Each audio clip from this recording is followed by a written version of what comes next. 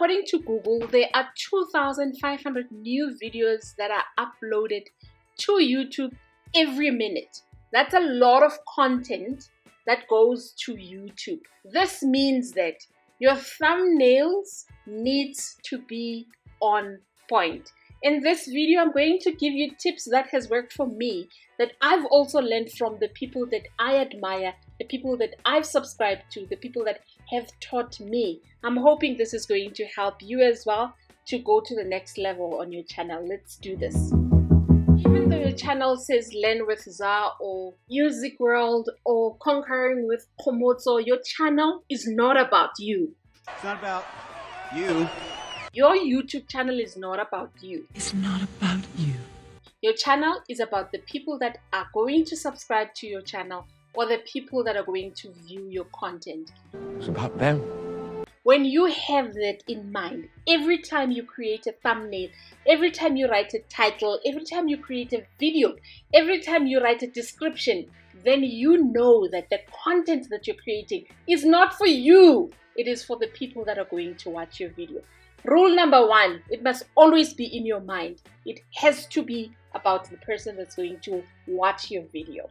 Rule number two, it has to be interesting. Your YouTube channel, meaning your thumbnail, your title, your content, it has to be interesting. And it starts with a thumbnail and a title. Your title and your thumbnail needs to be interesting. Those beautiful words that are English words, you can translate it to whatever language. It needs to be absorbing. It needs to be engrossing. It needs to be fascinating. It needs to be riveting. So every time you log in on Canva and you go to your thumbnail and you start creating a thumbnail, what you always have to have in your mind is this engrossing? Is this riveting? Is this interesting? All of those English words that we've just mentioned, they have to be on your YouTube thumbnail. Otherwise, people are not going to watch your content. Coming in at number 3, I'm going to create a thumbnail for Music Hub World. Because I'm a practical teacher, I would like to show Music Hub and whoever is watching this video how I would reinvent one of the thumbnails that he's created on his video.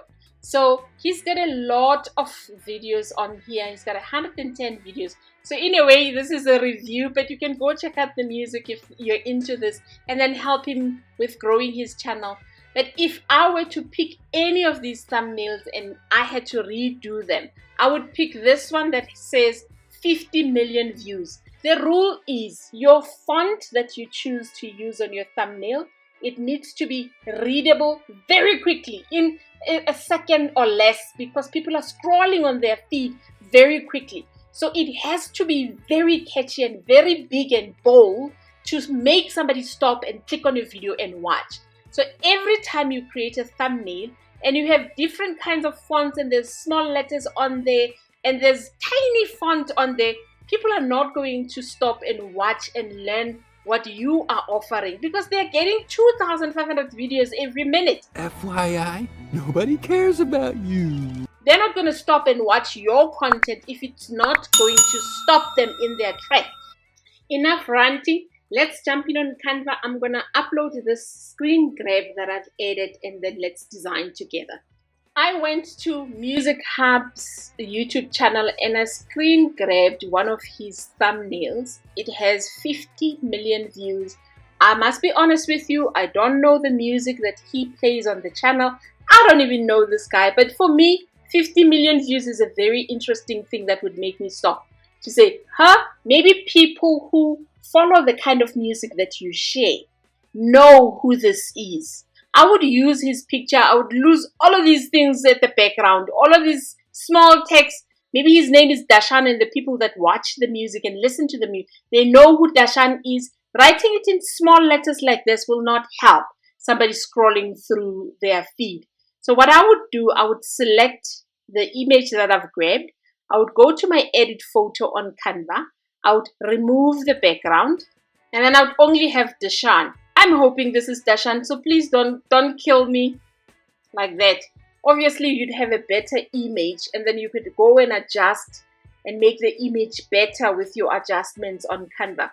This is just for tutorial purposes for me to show you what I would do if I was creating this thumbnail.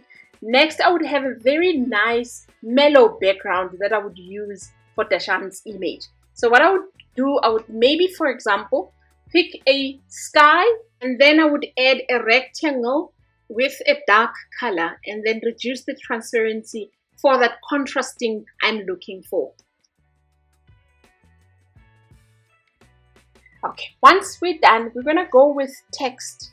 We're gonna press T for text.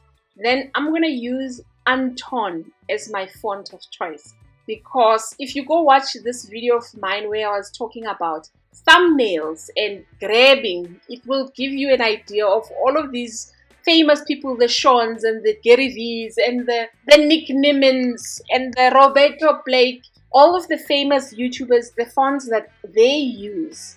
Go learn from the people who have mastered the skill before and apply that. So I would make my 50 nice and huge, because 50 is a number that would grab somebody on their track when they're scrolling on their feed. And I would change the color. I would make that maybe something that matches his face, like a somber yellow. Then I would go to my effects and I would use a shadow just to have that eye-catching number do something like that.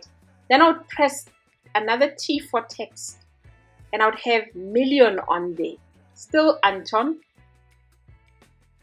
and I would add Dushan's name. I hope I'll spell Dushan's name right.